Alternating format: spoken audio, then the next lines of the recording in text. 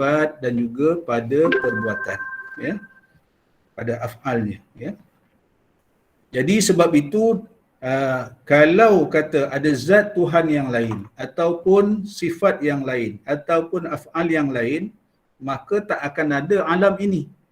Ya, kalau ada zat Tuhan yang lain, mana ada Tuhan yang lain ataupun ada juzuk-juzuk yang lain, ya, maka tak akan jadi alam ini. Ini yang kita kena fahamkan dari segi akalnya, ya, mustahil. Itu mustahil maknanya ada zat Tuhan yang lain, ya, ada sifat yang lain, ya. Ya, sebab sifat-sifat ataupun zat ini nanti akan saling bertentangan, ya. Nanti kita akan bahas lanjut di bawah tu, ya. Sebab itu didatangkan dalil surah Al-Anbiya tadi itu untuk mengukuhkan akal kita, mengukuhkan kesimpulan akal kita kalau ada dua Tuhan tadi itu. Walau kana fihima aliha. Kalau ada padanya, pada langit dan bumi, Tuhan, maknanya Tuhan langit lain, Tuhan bumi lain, maka musnahlah. Kecuali kalau maknanya ada Tuhan lain, di langit dan bumi selain Allah Ta'ala, maka akan binasa. Tak adalah bumi ni. Ya? Itu maksudnya. Ya? Jadi kita sambung hari ini. Ya? Ada pun. Ya? Qala al-musannif, ada pun keterangan atau kenyataan yang menunjukkan binasa alam atau tidak boleh ada alam jika berbilang-bilang Tuhan, bagaimana dalil akli dan nakli yang disebutkan tadi, ya. Di atas tadi ni terbahagi atas 4 kenyataan. Nak menerangkan lagi bagaimana tak logiknya ataupun mustahilnya, ya, kalau adanya Tuhan, sama ada berbilang-bilang pada zatnya, pada sifatnya ataupun pada af'alnya. Untuk kita lebih faham, ya, penyusun kitab membahagikan kepada 4 kenyataan. Kita tengok satu-satu. Yang pertama, jika ditakdirkan berbilang Tuhan pada menjadikan hal keadaannya bersama-sama muafakat serta tidak bertolong-tolong satu dengan yang lain. Betul, ya, bertolong, bertolong-tolong, ya, satu dengan yang lain, iaitu mustahil. Kerana lazim berhimpun dua yang memberi bekas pada satu barang, iaitu tidak terupa akal boleh dibahagi-bahagikan seperti menjadikan jauhar fardun, ya. Jauhar, apa ditulis kat situ? Jauhar menjadikannya fardun, ya. Iaitu benda yang maha halus tiada menerima belah bahagi, atau satu titik yang tiada boleh dibelah bahagi ditulis 2 qalam. Kalau sekali baca memang tak faham ni, ya. Kita baca perlahan, insya-Allah. Mudah-mudahan Allah Ta'ala berikan kefahaman kepada kita. Ditakdirkan, kita ulang balik semula. Ditakdirkan berbilang Tuhan pada menjadikan hal keadaan bersama-sama muafakat, bermuafakat serta tidak bertolong-tolong satu dengan yang lain, iaitu mustahil, ya. Kalau maknanya ada lebih daripada satu Tuhan, ya, dan mereka dua lebih daripada satu Tuhan ni bersama-sama muafakat, bersetujulah maknanya, serta tidak bertolong-tolong, maknanya Tuhan pertama, Tuhan kedua ke Tuhan ketiga ni dia tak tolong satu sama lain, jadi mustahil, mustahil. Kerana lazim berhimpun dua yang memberi bekas pada satu barang, iaitu tidak terupa akal boleh dibahagi-bahagi seperti menjadikan jauhar fardun, ya. Dia beginilah, ya, mudah kita faham. Saya bagi contoh teruslah, ya, untuk mudah kita faham, ya.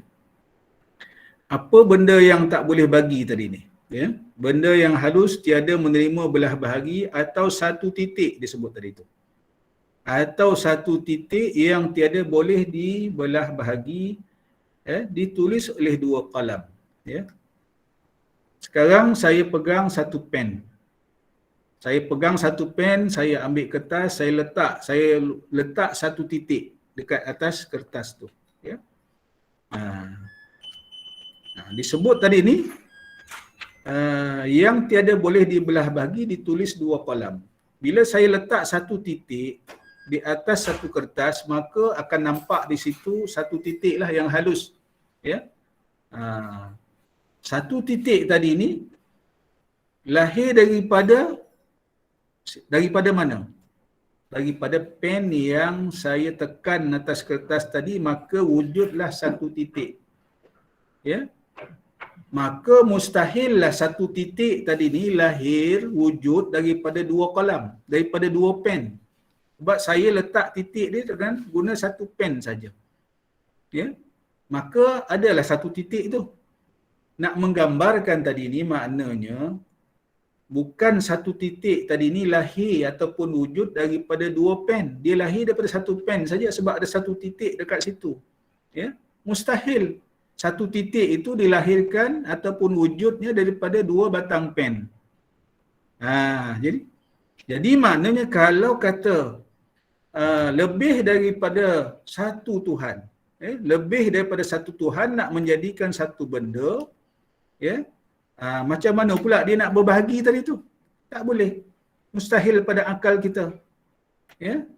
Sebab mungkin Tuhan yang pertama nak buat lain, Tuhan yang kedua nak buat lain. Mustahil pada akal kita. Ya. Jadi sebab itu dia kata kerana lazim berhimpun dua yang memberi bekas, ya, mustahil tadi tu, ya, pada satu barang, iaitu tidak terupa akal kita bagaimana boleh dibahagi-bahagi. Macam satu titik pen tadi ni nak kita nak bagi, maknanya ada dua pen, mustahil lah. Sebab satu titik tadi ni lahirnya wujudnya daripada satu batang pen yang saya tekan pada kertas tadi ni. Ya. Itu maksudnya. Ya. Jadi itu yang pertama. Ya. Nak menunjukkan bahawa maknanya nak mensabitkan alam ini diwujudkan, diadakan, diciptakan oleh Tuhan yang satu. Ya. Mustahillah ada berbilang-bilang Tuhan yang menjadikan alam ini. Sebab kalau adanya berbilang Tuhan, ada Tuhan A, ada Tuhan B, Tuhan A nak jadikan laut ni begini rupanya, Tuhan B nak cipta lain pula, mustahil. Itu yang dimaksudkan. Ya. Itu dari segi mudah untuk kita faham, dari segi akal kita yang waras. Ya. Yang kedua, ya. Yang kedua tadi, ya, muka surat berapa tadi? 61, ya. Muka surat 61.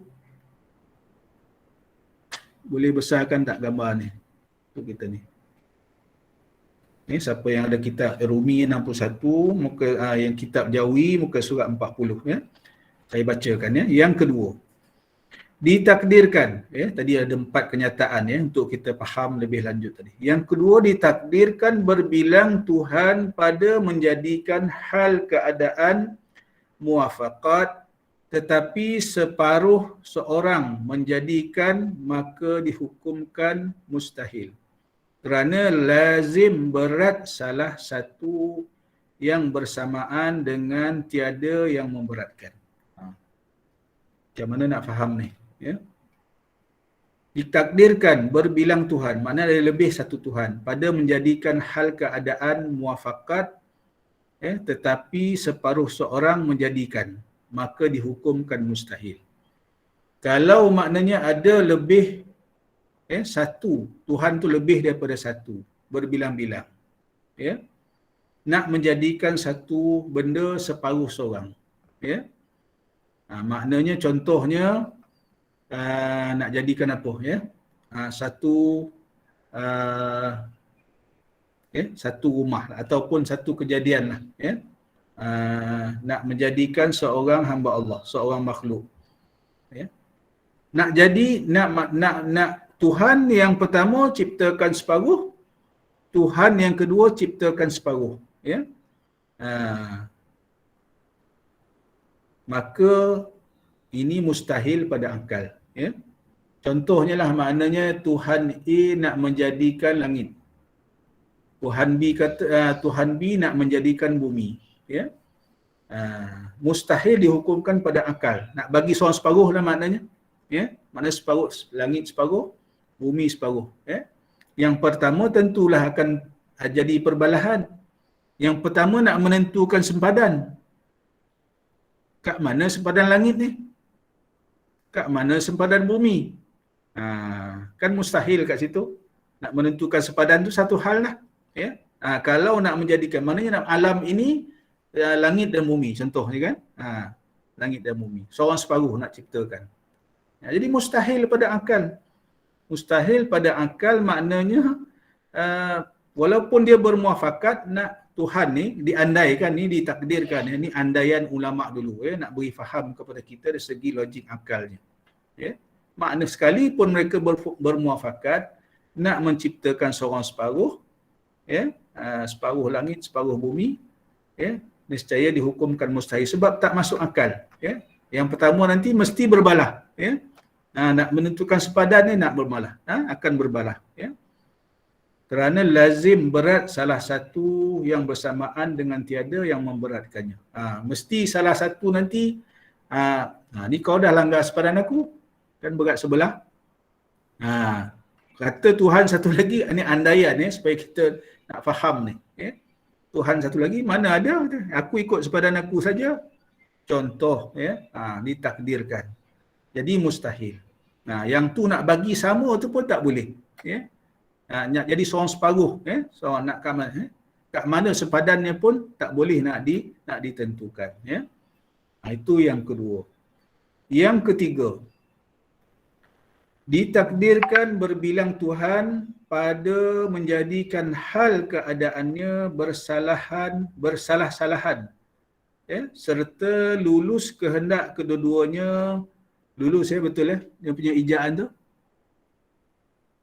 Betul-betul. Betul, ya? Takut saya silap baca yang jauh ini, ya. Ditakdirkan berbilang-bilang Tuhan pada menjadikan hal keadaannya bersalah-salahan serta lulus kehendak kedua-duanya, seperti seorang berkehendak mengadakan malam dan yang lain berkehendakkan siang, maka lulus kehendak kedua-duanya itu mustahil kerana berhimpun dua yang berlawanan, malam dan siang. Ini pun sama juga, ya. Ini dibagi contoh yang lain. Ditakdirkan berbilang Tuhan pada menjadikan hal keadaan bersalah-salahan serta lulus kehendak kedua-duanya, ya. Seorang kata nak jadikan siang, kan bersalah-salah. Seorang Tuhan yang kedua kata nak jadikan malam, kan bersalahan tu, kan. Walaupun lulus kehendak kedua-duanya, walaupun kedua-duanya nak buat, ya. Seperti seorang berkehendak akan mengadakan malam dan yang lain, Tuhan yang lain berkehendak mengadakan siang. Maka lulus kehendak kedua-duanya itu mustahil, ya. Kerana berhimpun dua yang berlawanan, malam dan siang. Mana satu ni nak buat, malam ke siang, kan? Walaupun kedua-duanya nak mengadakan, nak mengadakan, seorang nak mengadakan malam, Tuhan yang kedua nak mengadakan siang, kan mustahil, ya.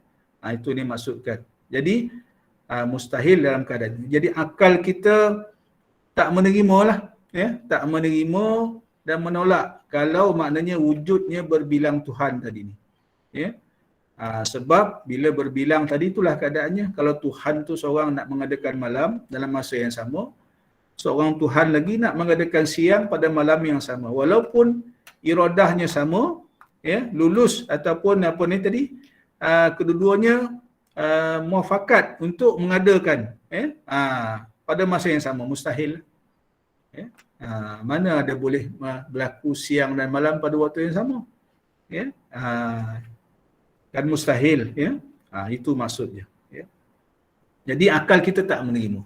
Maknanya kalau ada dua Tuhan yang begini, sebab itu yang kita apabila kita faham begini, maknanya mengukuhkan akal kita, ya, menyimpul kefahaman akal kita, dalil akal kita bahawa Tuhan ni tak boleh berbilang. mesti tunggal, mesti esa. Ya. Itu yang kita kena faham dan kita buat kesimpulan akal yang waras. Sebab itu akal yang waras ini sudah tentu apabila ada akal yang waras, kita dapat buat kesimpulan sebegini, ya, yang disebutkan dalam kitab ini analoginya, ya.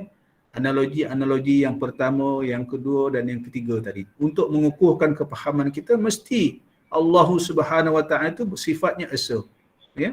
Sifatnya esa, tunggal, tidak berbilang-bilang, ya. Yang keempat, ditakdirkan berbilang-bilang Tuhan pada menjadikan hal keadaannya bersalahan pada hal lulus kehendak salah seorang daripada keduanya, hukumnya mustahil. Kerana tiada lulus itu telah tetap lemah dan yang lulus itu pun lemah juga, ya, kerana bersamaan darjah keduanya. Ya. Okey. Kita faham balik ini, yang keempat ni. Yang keempat ni macam mana pula keadaannya, ya? Ditakdirkan berbilang Tuhan pada menjadikan hal keadaannya bersalahan pada hal lulus kehendak salah seorang daripada keduanya, hukumnya mustahil. Ya. Kerana yang tiada lulus itu telah tetap lemah dan yang lulus itu pun lemah juga kerana bersamaan darjah keduanya. Okey. Sekarang ni ada kita andai kata, ya, ni andaian, ya, untuk memudahkan kita faham. Ya. Andainya ada berbilang Tuhan, katalah ada dua Tuhan, ya, bersalahan pada hal lulus kehendak salah seorang. Maknanya seorang nak buat, seorang tak nak buat. Ya. Contohnya Tuhan yang pertama nak menurunkan hujan. Tuhan yang kedua kata tak nak, tak endorse, tak luluskan, tak endorse. Kan mustahil begitu, ya. Jadi nak kalau begitu keadaannya mana yang luluskan ke, yang endorse ke, ataupun yang tak endorse pun untuk ciptakan nak turunkan hujan tadi, dikira dua-duanya lemah. Ya. Sebab Tuhan yang satu lagi tak endorse. Ya. Walaupun Tuhan yang pertama endorse, Tuhan yang kedua tak endorse, maka jadi yang endorse ke, yang tak endorse kan, yang luluskan ataupun yang tak luluskan untuk turunkan hujan tadi ni, dikira kedua-duanya lemah. Ya, mustahil lah Tuhan tu lemah. Nampak, ya? Jadi tamsilan ataupun analogi yang dibuat oleh pengarang kitab ini mengukuhkan lagi, ya, pemahaman kita bahawa mustahil ada lebih daripada satu Tuhan. Ya? Nampak, ya? Dapat kita faham begitu. Mustahil ada satu Tuhan. Ya, sebab kalau ada lebih daripada satu Tuhan, mesti dia akan berbalah ataupun saling tak sama dengan satu sama lain, ya. Nampak di situ, Jadi maka keempat-empat misal, ya, yang disebutkan tadi ni, yang di atas ini membawa lemah dan tidak boleh ada dalam, tidak boleh ada dalam serta menunjukkan mustahil pada akal, ya. Yang keempat-empat tadi ni, ya, keempat-empat contoh, ya. Sama ada yang muafakat ke tak muafakat ke, bila lebih satu Tuhan tadi ni, sama ada dia bermuafakat ke tak bermuafakat ke, menunjukkan mustahil. Mustahil Allah Ta'ala itu berbilang, ya, pada akal kita, ya, untuk kepahaman akal kita. Okey. Boleh dapat, ya, insya-Allah, ya. Kita teruskan. Kita terus pergi kepada itu habis bagaimana ada segi dalil akal dan nakalnya, dalil akal dan juga dalil naklinya berkaitan dengan sifat yang keenam, iaitu wahdaniyah, ya, wahdaniyah. Sekarang kita pergi kepada sifat yang ketujuh, ya, iaitu dalil qudrat. Cuma dalil qudrat ini yang ketujuh, yang ke-8 dalil iradah, yang ke-9 dalil ilmu, dan yang ke-10 dalil hayah, ya.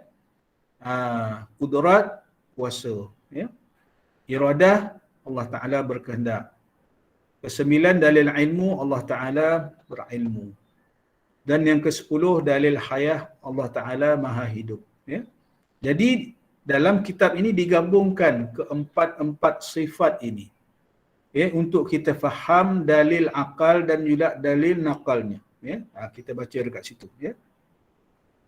Yang ke-7, dalil kudrat. Yang ke-8, dalil iradah. Yang ke-9, dalil ilmu. Dan yang ke-10, dalil hayah bagi Allah Ta'ala itu. Iaitu jika tidak ada salah, jika tidak ada satu daripada empat sifat yang tersebut itu, nescaya tidak ada suatu daripada segala yang baharu, tetapi tidak ada suatu daripada segala yang baharu ini mustahil. Kerana sudah ada yang demikian, sabitlah Tuhan itu bersifat kudrah, iradah, ilmu dan hayah. Ya. Sebab digabungkan keempat-empat sifat tadi ni, supaya kita, sebab dia ada kaitan antara satu sama lain. Ya, untuk kita sabitkan pada akal kita, ya, nak menunjukkan Allah Subhanahu Wa Taala ini bersifat dengan sifat kudrat, bersifat dengan sifat iradah, bersifat dengan ilmu dan juga bersifat dengan hayah. Ya, dia ada kena kait mengait dan bersangkutan antara satu sama lain untuk kita faham dari segi dalil akalnya. Kita tengok satu-satu. Senya dihimpunkan empat sifat itu dengan satu dalil akal. Dengan satu dalil akal saja dihimpunkan keempat-empat sifat ini, kita faham. Kita akal kita boleh terima. Ya? Dengan yang akal kita yang waras ini boleh faham. Ya? Kerana bersuatu yang lazim atas nafinya, iaitu, betul ke ejaan saya tu bersuatu tu? Ke dalam rumi lain, takut ada silap cetak ni. Ya. Senya, ya. Betul-betul. Betul ya, betul. Okey. Senya dihimpunkan empat sifat itu dengan satu dalil akli kerana bersuatu yang lazim atas nafinya, iaitu tidak ada suatu daripada alam. Maka jalan lazim pada kudrat bahawasanya apabila ternafi ia, nescaya sabit lawannya iaitu lemah. Ya? Ketika itu tidak ada suatu daripada alam. Ya? Jadi kalaulah segi akalnya sabit pada akal kita, kalau Tuhan itu bersifat lemah, maka tak ada alam ini. Ya? Kalau Allah Ta'ala tidak mempunyai kudrat, tidak bersifat dengan sifat kudrat, mustahil wujud alam ini. Ya? Kalau maknanya Tuhan, ya, semua meyakini bahawa yang menjadikan alam ini adalah Tuhan. Sama ada orang Islam ataupun orang bukan Islam. Sebab dalam ayat Quran yang lain disebut, A'udzubillahi minasyaitonirrajim, wala in sa'altahum man khalaqas samawati wal ard la yaqulunna Allah. Dalam surah, saya tak ingat surahnya. Ya. Ketika ditanya kepada orang kafir Quraisy Mekah, ayat ni turunkan kepada kafir Quraisy Mekah. Ditanya kepada mereka, siapa yang menciptakan langit dan bumi ni? Man khalaqas samawati wal ard. Siapakah yang telah menjadikan langit dan bumi ini? La yaqulunna Allah. Maka mereka menjawab, Allah lah yang menjadikannya. Ya? Jadi maknanya orang kafir ke orang Islam ke memang mengakui. Ya? Kita tanya Cina yang bukan Islam di luar sana pun, dia akan juga sebut Tuhan Allah. Ya? Allah Ta'ala. Ya? Jadi nak dinyatakan di sini, kalaulah Allah Ta'ala tidak bersifat dengan sifat kudrat, maka tak ada alam ni. Kalau maknanya dia, sebab dia akan menafikan sifat. Kalau akal menafikan sifat kudrat Allah Subhanahu Wa Taala, maka jadilah Allah Ta'ala itu lemah. Mustahil. mustahil Allah Ta'ala lemah. Itu sifat kudrat tadi ni. Sebab kalau Allah Ta'ala itu lemah, ketika itu tidak ada suatu daripada alam ini. Maknanya kalau Allah Ta'ala lemah, maka tak adalah alam ini. Itu dari segi yang kita boleh simpulkan dengan akal kita yang waras. Dan jalan lazim pada iradat. Bahawasanya apabila ternafi ia nescaya sabit lawannya, iaitu dengan makna tiada kehendak, tiada ada kehendak. Dan apabila sabit lawannya dengan makna ini, nescaya ternafi kudrat. Kerana bahawasanya kudrat cawangan daripada iradat, pada pandangan akal. Dan apabila ternafi kudrat, nescaya sabit lawannya, iaitu lemah. Ketika itu tidaklah ada suatu daripada alam ini. Nak kaitkan juga iradah tadi. Kan 4 sifat tadi ni saling kait mengait. Jadi Allah Subhanahu Wa Ta'ala menciptakan alam ini dengan kehendaknya, dengan iradahnya. Kalau tak ada iradah, tak ada kehendak Allah Subhanahu Wa Ta'ala, maka mustahil alam ini wujud. Maknanya alam ini wujud dengan kehendak Allah Subhanahu Wa Ta'ala. Kehendak Tuhan. Bukan kehendak kita. Bukan kehendak makhluk ataupun yang lain-lainnya. Jadi kalau dinafikan sifat iradah ni, maka dia juga seolah-olah menafikan sifat kudrat. Ternafi juga sifat kudrat tadi. Kalau Allah Ta'ala tidak berkehendak, maknanya juga menafikan sifat Allah Ta'ala maha berkuasa untuk menjadikan alam ini. Jadi maknanya nak mensabitkan dari segi akalnya Allah Ta'ala itu maha berkuasa, bersifat kudrat, dan maha berkehendak, bersifat iradah. Barulah wujudnya alam ini. Di segi situ boleh kita simpulkan begitu. Dan seterusnya, dan jalan lazim pada ilmu bahawasanya apabila ternafi ilmu, nescaya sabit lawannya, iaitu jahil. Dan apabila sabit lawannya, ini jahil tadi ni, nescaya ternafi iradah. Kerana tiada diterima akal iradah dengan tiada ilmu. Dan apabila ternafi iradah, nescaya sabit lawannya, maka apabila sabit lawannya, nescaya ternafi kudrat. Yang demikian sabit lawannya, iaitu lemah.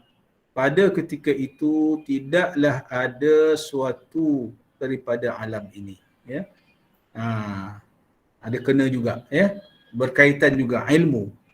Maknanya kalau Allah Ta'ala ini jahil, macam mana dia nak buat alam ni? Dengan itu apabila ternafi sifat ilmu Allah Subhanahu Wa Ta'ala ni, maka dia juga menafikan sifat iradah tadi ni, dan juga sifat kudrat tadi. Menafikan sifat Allah Ta'ala maha berkuasa, Allah Ta'ala maha berkehendak. Kalaulah Allah Ta'ala tidak berilmu, mustahil.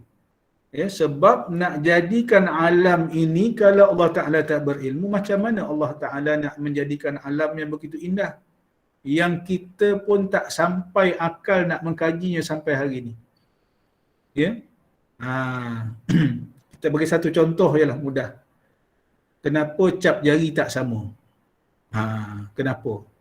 Tak dapat, tak sampai kita akal kita.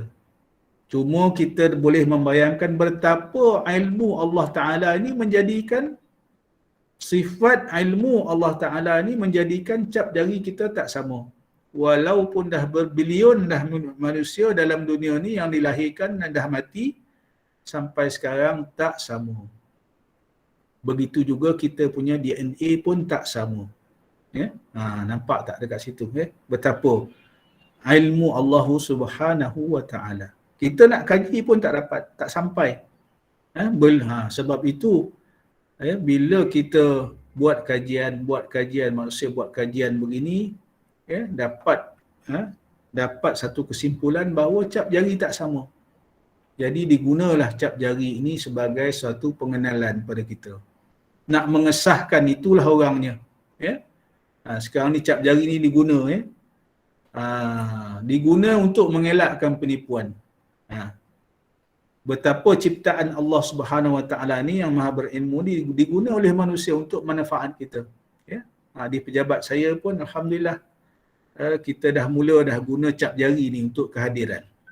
Untuk kehadiran pejabat, untuk balik pejabat, kita guna cap jari ni. Jadi orang tak boleh tipu dah. Ya, tak boleh tipu dah sebab kalau guna punch card ni kadang-kadang orang lain tolong punch card. Ya. Tengok betapa hebatnya Allah Taala menciptakan jari kita tak sama. Tak boleh nak tipu dah. Ya. Jadi pejabat-pejabat yang gunakan boleh scan, kita letak aja jari kita dekat situ, nak mengesahkan kehadiran kita di pejabat hari itu. Orang lain tak boleh dah. Ya, tak sebab nak guna jari orang lain nak mengesahkan kehadiran kita ke pejabat tak boleh. Ya. Betapa Allah Subhanahu Wa Taala dengan sifat ilmunya menjadikan alam ini termasuklah kita. Termasuklah kita sebahagian daripada alam ini. Jadi akal kita dah tentulah kalaulah Allah Ta'ala ini bersifat jahil, mustahil lah. Mustahil. Ya. Maka sudah tentulah kalau maknanya Allah Ta'ala bersifat jahil, maka tak akan wujud alam ini. Satu pun tak wujud. Ya. Walhalnya kita lihat pada hari ini, berbagai-bagai alam. Ya, yang sebagaimana saya nyatakan dahulu, lebih kurang 70 jenis alam yang Allah Ta'ala ciptakan pada kita. Yang tu pun 1-2 alam ni pun kita tak habis nak kaji. Ya? Nak kita kaji alam manusia pun sampai hari ini. Ya? Masih manusia, Allah saintis masih mengkaji. Ya? Alam kubur umpamanya. Ya? Salah satu pada alam kubur. Hari ini orang masih mengkaji alam kubur. Betul ke ada azab Allah Ta'ala dalam kubur ni? Ya? Saintis barat pun kaji. Bukan orang Islam saja yang mengkaji. Ya? Saintis barat pun mengkaji sebab dia baca Quran. Ya? Sebab itu kita lihat sebahagian daripada ahli-ahli sains yang mengkaji Al-Quran akhirnya masuk Islam. Ya? Masuk Islam. Ya? Sebab apabila dia mengkaji tak jumpa. Ya? Dia mengakui ini adalah satu kuasa yang luar biasa, ya? Yang menciptakan alam ini yang di luar batasan pengetahuan manusia. Ya? Memang ya, apabila sampai satu tahap, maka dengan hidayah Allah Subhanahu Wa Taala ramai ahli-ahli sains yang ahli-ahli sains barat ni memeluk Islam. Ya? Banyaklah contoh-contoh kita dengar. Ya? Paderi pun masuk Islam, ya? Yang kita dengar. Ya? Jadi ini yang berkaitan tadi, 4 sifat yang saling berkaitan yang mengukuhkan dari segi dalil akalnya, kalaulah Allah Ta'ala tidak bersifat dengan sifat kudrat, kalau Allah Ta'ala tidak bersifat dengan sifat iradah, tidak bersifat dengan ilmu, maka mustahil adanya alam ini. Ya. Kita teruskan lagi. Ya. Dan jalan lazim pada hayat, ya, sifat Allah Ta'ala yang maha hidup. Ya. Bahawasanya apabila ternafi ia, nescaya ternafi kudrat, iradat, ilmu. Ya. Dan ternafi segala sifat-sifat kerana hayat itu syarat bagi 3 sifat itu. Ya. Dan apabila ternafi sifat yang 3 itu, nescaya sabit lawannya iaitu lemah. Ya. Sabit lawannya mana tadi tu? Ya. Dan jalan lazim bagi hayat tadi. Muka surat berapa tadi tu? Sebelum. Ya, 63. Dan benci apa dia? Ya. Benci jahil, ya, iaitu banci ke benci tu?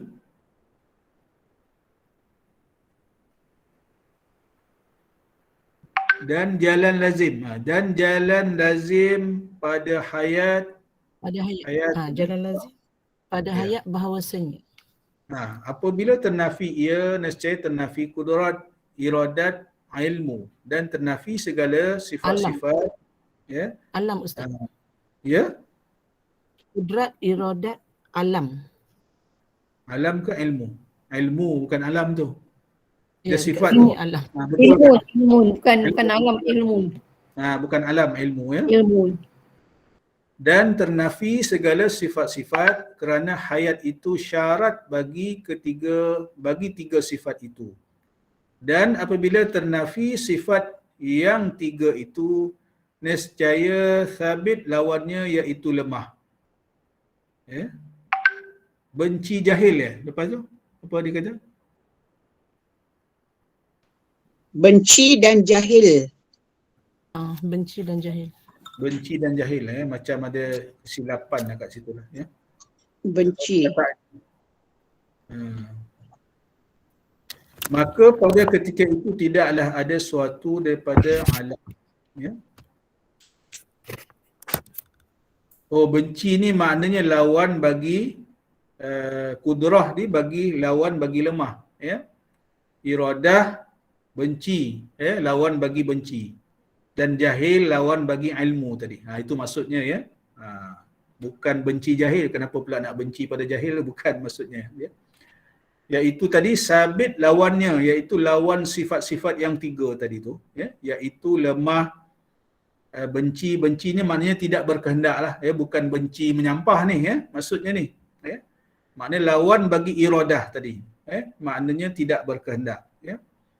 Jahil lawan bagi ilmu. Ya. Maka pada ketika itu tidaklah ada suatu daripada alam ya. Ni. Nak mensabitkan juga kaitan sifat hayat tadi ya. Sebab digabungkan ke empat sifat tadi ni ya. Qudrah, iradah, ilmu, hayat. Ya, lagilah sifat hayat. Allah Taala Maha hidup ya. Jadi kalau dari segi akal ni kalau Allah Taala ni tak hidup, maka akan ternafilah ketiga sifat itu. Kalau Allah Ta'ala ni mati, tak hidup, tak adalah sifat kudrat dia, tak adalah sifat berkehendak dia, tak adalah sifat ilmu dia. Ya? Ini mustahil. Ini akal kita mudah nak terima ni. Ya? Jadi mestilah Allah Subhanahu Wa Ta'ala itu Maha hidup. Apabila ia hidup, dia berkuasa. Dan apabila dia berkuasa, dia pun juga berkehendak, iradah. Dan dia berilmu untuk menciptakan alam ini. Jadi kalau tak ada sifat ni, maka tak ada alam ini. Itu kita simpulkan begitu. Okey.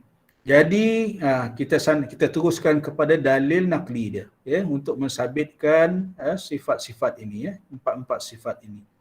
Maka dalil naqli sifat kudrat iaitu nahnu qaddarna bainakumul maut surah Al-Waqiah ayat 60. Artinya kitalah yakni Allah Subhanahu Wa Taala yang berkuasa menetapkan mati di antara kamu. Ini dalil naqli dia. Boleh rujuk ini nak mensabitkan Allah Taala bersifat dengan sifat kudrat. Dan dalil bagi sifat iradat. Ini yang kita selalu baca. A'udzubillahi minasyaitonirrajim. Innama amruhu idza arada syai'an ay yaqula lahu kun fayakun. Dan artinya hanya senya pekerjaan Allah Taala apabila menghendakkan ia akan sesuatu, berkata ia kepadanya jadilah kun. Jadilah engkau, maka jadilah ia. Menurut bagaimana yang dikehendakinya. Ini dalil yang kita baca tiap-tiap pagi lah bagi yang baca Yasin setiap pagi dalam surah Yasin innama amruhu idza arada syai'an ay yaqula lahu kun fayakun. Kemudian dan dalil naqli bagi sifat ilmu iaitu alimul auzubillahi minasyaitonirrajim alimul ghaibi wasyahadah surah Az-Zumar ayat 46 nak mensabitkan Allah Taala berilmu iaitu Allah Taala yang mengetahui akan perkara-perkara yang ghaib dan yang tiada ghaib yang nyata. Syahadah ni maknanya yang nyata Dan dalil naqli bagi sifat hayah, iaitu wa tawakkal 'alal hayyil ladzi la yamut. Dan artinya, dan hendaklah kamu berserah kepada Tuhan yang hidup, yang tiada mati. Jadi ini dalil-dalil Al-Quran, dalil-dalil naqli yang mensabitkan keempat-empat sifat tadi, iaitu dalil qudrah, dalil iradah, dalil ilmu dan juga dalil hayah, daripada ayat-ayat Quran ni. Ini sekurang-kurangnya kita faham, maknanya ada dalil, walaupun kita faham secara ijmali ataupun secara menyeluruh, secara tidak tafsil lah, tidak teliti, tidak mendalam, sekurang-kurangnya kita dapat faham inilah ayat-ayat Quran yang ada yang menjadi dalil kepada sifat-sifat Tuhan, sebab ada yang mempertikai, ada yang mempertikaikan dalil-dalil ni, dia kata sifat 20 ni tak ada dalil, sebahagiannya tak ada dalil dalam Quran, bahkan ada dalilnya, kalau tidak ada dalil, macam mana ulama nak kupas ataupun ulama menggali, ulama akidah ahli sunnah wal jamaah, nak ambil daripada mana, bahkan mereka menggali sifat 20 ini daripada Al-Quran itu sendiri, ini yang kita dah dinyatakan dalam kitab ini. Jadi kita teruskan, kita teruskan yang ke-11, muka surat 42, muka surat 65, kita teruskan dalil yang ke-11, dalil sama', dalil yang ke-12 basar, dan yang ke-13 kalam, bagi Allahu Ta'ala, 3. Itu sama', basar, kalam. Ini pun juga saling kait mengait, dihimpunkan dalam kitab ini, untuk kita kukuhkan dari segi dalil akal kita, dan juga dalil nakal kita. Qala al-musannif, dalil yang ke-11 dalil sama', yang ke-12 dalil basar, dan yang ke-13 dalil kalam bagi Allah Ta'ala. Dah pukul 9 ni. Ingat kita berhenti dekat situ dulu, dan kalau ada soalan, sebelum kita tangguhkan, saya buka soalan lah. Mungkin ada 1-2 soalan yang kalau boleh saya jawab lah.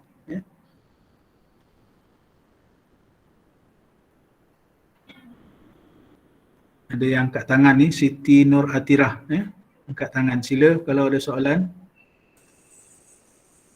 Assalamualaikum Ustaz dan sahabat. Assalamualaikum warahmatullahi wabarakatuh. Ustaz, dalam Al-Quran kita selalu ketemu kami. Bila Al-Quran tu Allah bercakap kami, macam dia perintah pada kami. Jadi seolah-olahnya kami tu bererti Allah tu lebih pada satu. Allah. Jadi saya nak faham kami di situ yang dimaksudkan kami Al-Quran tu Ustaz. Terima kasih Ustaz. Terima kasih. Cantik soalan tu. Okey. Nahnu, selalu guna perkataan nahnu. Nahnu ni kata jamak, jamak mukhatab, orang yang bercakap ni ramai. Nahnu, kami. Dia beginilah, saya bagi satu misal mudah saja. Di Negeri Sembilan ni ada ramai raja. Kalau siapa yang berasal daripada Negeri Sembilan, dan untuk makluman yang bukan berasal daripada Negeri Sembilan, kita ada 6 orang yang membentuk institusi raja. Dalam perlembagaan Negeri Sembilan, apabila disebut istilah raja, termasuklah Duli Yang Maha Mulia Tuanku, yang terbesar Negeri Sembilan, tu yang pertama. Yang kedua, Datuk Undang, Datuk Undang, 4 orang Datuk Undang, dan seorang lagi Tengku Besar Tampin. Ini 6 orang yang membentuk institusi raja. Inilah ketua agama di Negeri Sembilan. Ya, waktu saya nak dilantik dulu sebagai ketua hakim syar'i, ke-6 orang ni mesti memperturunkan perkenan dia. Berkenan untuk saya dilantik sebagai ketua hakim syar'i Negeri Sembilan, barulah saya boleh dilantik. Kalau salah seorang tak berkenan, maka tak boleh saya dilantik. Ya, dilantik. Okey. Itu cerita raja. Raja ni apa bahasa dia? Better. Tuanku better lah. Tetapi Datuk Undang ni dengan Tengku Besar Tampin ni, dia tak bahasakan better. Dia bahasakan kami. Kami. Ya? Datuk Undang ni tak bahasakan saya, ya? Kami. Itu dari segi adab ataupun etika ataupun dia punya protokol dia. Dia tak sebut saya, tapi kami. Walaupun dia seorang. Nampak kat situ, ya. Jadi kami di sini ni, kalau di segi Datuk Undang ni, dia sebut kami itu nak menunjukkan bahawa darjat dia tu. Nampak tak, ya? Nampak tak saya nak kiaskan tadi ni. Jadi saya nak kiaskan tadi ni bila Allah Subhanahu Wa Taala dalam Al-Quran menyebut kami itu bukan maknanya kami itu ramai. Nak menunjukkan darjat Allah Subhanahu Wa Taala itu tinggi. Ya, kalau sebut saya sama macam kita lah. Ya. Saya lah, kita rakyat Marhain ni saya. Ya. Jadi kalau Datuk Undang pun sebut kami, sementara lagilah Allah Subhanahu Wa Taala. Ya, nak menunjukkan ini bukan kata jamak, ya, bukan kata jamak bagi Allah Taala. Ini nak kata jamak yang diguna nak menunjukkan bahawa ketinggian darjat, ya. Sama juga macam kita bagi Assalamualaikum. Satu lagi untuk kita kiaslah, untuk mudah kita faham. Kita jumpa seorang tengah jalan, ya. Kita yakin dia Islam, kita pun bagi salam. Assalamualaikum. Walhal dia seorang. Kum tu kata jamak bagi kata ramai, ya, kata jamak ataupun plural, ya, bagi kamu semua. Seolah begitulah, walhal seorang je. Kenapa kita bagi Assalamualaikum? Sebab untuk memuliakan dia. Ya, itu yang diajar dalam hadis-hadis Nabi, ya, untuk bagi salam. Jadi saya ingat sedikit penjelasan saya tu boleh dapat difahami, ya, insya-Allah, ya. Agak-agak menjawablah, ya. Terima kasih Ustaz, faham. Sama, alhamdulillah. Alhamdulillah. Kalau ada satu soalan lain lagi? Kalau tak ada, kita tangguhlah, ya. Assalamualaikum Ustaz. Assalamualaikum warahmatullahi. Okay, saya nak bertanya ya Ustaz. Okey, kalau kita mengaji kitab, Ya. Dan dia sebenarnya adalah berfahaman Wahabi, tetapi kita sebagai orang biasa yang jahil ini tidak mengetahui yang dia itu berfahaman Wahabi. So bagaimana kita nak mengenali seseorang yang berfahaman Wahabi? Allahu Akbar. Susah soalan ni. Jadi yang pertama sekali kita kena faham yang kita punya. Yang i'tiqad kita macam mana, ya. Apabila daripada penerangan itu kita nampak berbeza daripada apa yang kita pegang sebagai i'tiqad Ahlus Sunnah wal Jamaah. Tapi kita kena faham yang kita dululah. Contohnya tadi ni, yang kita mengaji Allah Subhanahu Wa Taala bersifat wujud. Wujudnya macam mana? Wujud yang tiada bertempat. Sedangkan pahaman Wahabi ataupun ada golongan-golongan lain yang sama ada Mujassimah dan lain-lain ni, dia menyatakan bahawa Allah Ta'ala ini seolah-olahnya bertempat, bersemayam di atas arash contohnya. Sebab itu dah saya sebutkan dulu, ada satu video yang dikongsi yang ditularkan, seorang kanak-kanak perempuan Arab, bila ditanya aina Allah, di mana Allah, dia jawab fis sama, Allah Ta'ala bersemayam atas langit. Itu bukan fahaman kita. Ini sama ada fahaman Wahabi ataupun fahaman golongan Mujassimah yang menjisimkan Allah Subhanahu Wa Ta'ala, ya.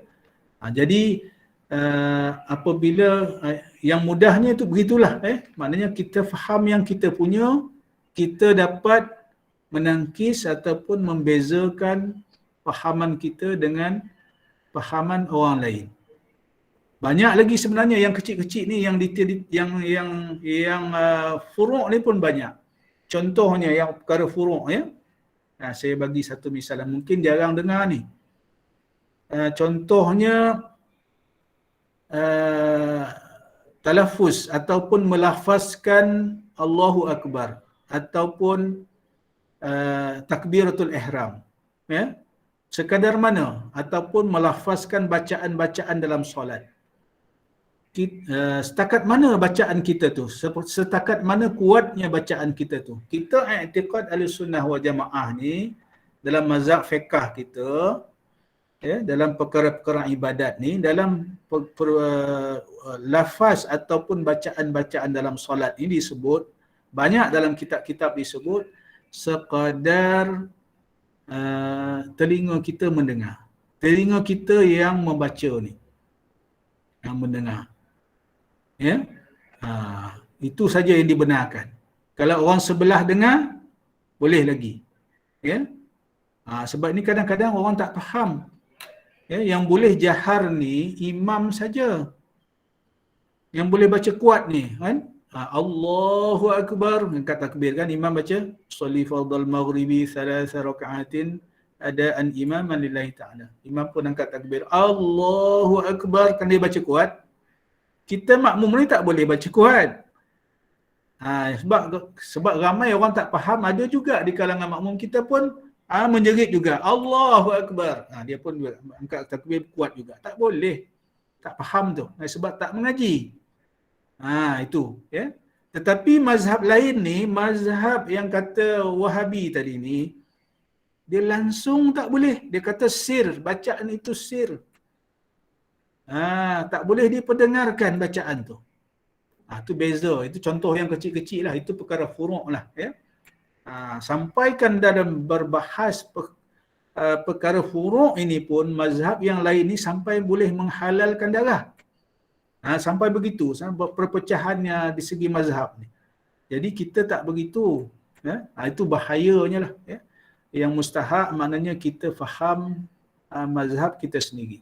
Kita faham i'tiqad pegangan Ahlussunnah wal Jamaah kita sendiri. Jadi tak ada jalan lain. Tak ada jalan lain, kita kena mengaji lah. Kita kena faham, kita kena belajar, sama ada segi pegangan i'tiqadnya, sama ada segi fiqh dan syariatnya, macam saya sebutkan tadi dalam bab talaffuz tadi ni, dalam bab melafazkan bacaan-bacaan tadi ni, ataupun dalam bab tasawufnya, ya. Jadi ini kita kena faham yang kita punya dulu, dapatlah insya-Allah, mudah-mudahan dapat kita membezakan. Cuma nasihat saya lah, memanglah kadang-kadang sukar kita nak membezakan mazhab-mazhab yang lain ni. Ya, sebab kadang-kadang ada yang mazhab yang lain ni dia menggunakan konsep apa dipanggil taqiyah, menyembunyikan. Ya, kadang-kadang seolah-olah dia punya pengajaran tu hampir sama dengan mazhab kita. Ya, sebab itu kalau kita syak ataupun kita rasa, ni nasihat saya lah, ya.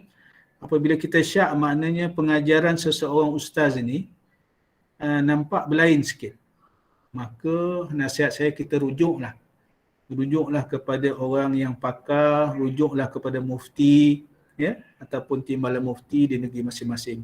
Saya pun sama juga, ya. Kalau saya ada perkara yang was-was, yang pertama saya cari mufti lah, ya. Mufti ataupun timbalan mufti ataupun tuan-tuan guru saya yang ni lah, ya, yang masih ada, ya. Itu cara kita lah, ya. Jangan biarkan persoalan yang bermain di dalam jiwa kita tu, dalam pemikiran kita tu merosakkan kita. Kita kena rujuk cepat. Ya, kalau kita rasa ada yang tak kena. Wallahu a'lam, itulah yang saya boleh. Terima kasih Ustaz. InsyaAllah kalau boleh kita berhenti situ dulu. Boleh, ya, insyaAllah. Jadi saya mohon maaf lah atas salah silap. Terima kasih atas perhatian. Datuk, datin-datin, hadirin-hadirat sekalian, saya mohon maaf kalau yang baik itu daripada Allah Subhanahu wa taala, yang kalau ada kekhilafan dan kekurangan itu adalah kelemahan saya sendiri. Insya-Allah nanti kita akan sambung